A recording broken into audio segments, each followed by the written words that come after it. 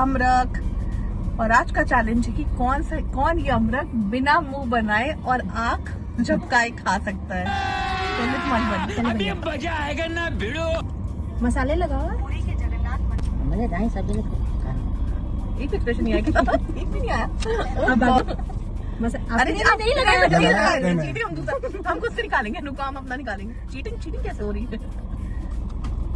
झाड़ क्यों खा रही हो? अच्छा ठीक है, लगा दे। रहा नहीं जाता। हाँ पूरा खाओ, मुंह रखो एक बार में। अरे कूचो तो।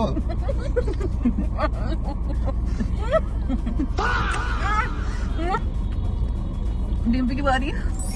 कैसे लगा आपको?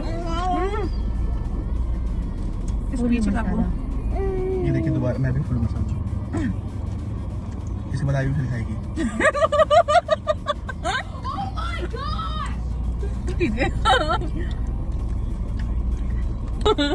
भैया अब नहीं हो पाएगा, कभी नहीं हो पाएगा। ओके नहीं